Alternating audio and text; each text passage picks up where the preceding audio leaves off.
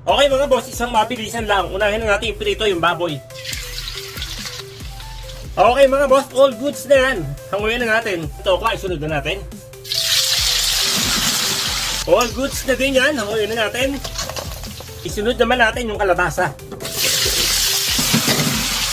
Okay na din yan. Hanguin na natin. Sitaw.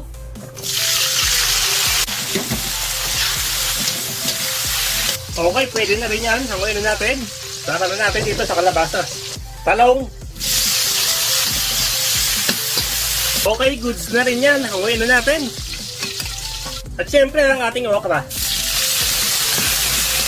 Okay, goods na rin yan. Isama na natin dito sa talong. Dito na rin tayo magigisa. Unahin na natin ang luya. Sinabahan ko ng siling pula para may konting sipa ng anghang. Sibuyas. Isunod na natin yung bawang. Ilagay na natin yung sili para kahit pa paano maprito. Ilang saglit lang, ilagay na natin yung kamatis.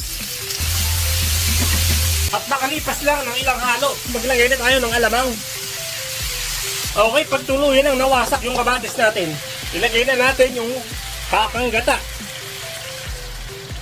Haluin lang natin ang haluin para hindi naman siya makurta o magbubuo. Magic sarap ganyan sa mixed veggie, kahit ano pwede. Depende sa inyo. Okay, pag ganyang malapot na mga bossing, napapanahon na para ilagay na natin yung mga pinirito nating vegetable kanina. Unahin na natin yung okra at talong, sitaw at kalabasa. Tokwa. At pinakahuli natin yung baboy na pinirito natin kanina. Tsaka natin babanata ng mahilab-hilab na halo. Iyon. Napakabisa at napakasarap. Pangpulutan, pangulam, bahala ka na. Okay mga boss, eto na ang ating pork tofu in vegetable express. Yun.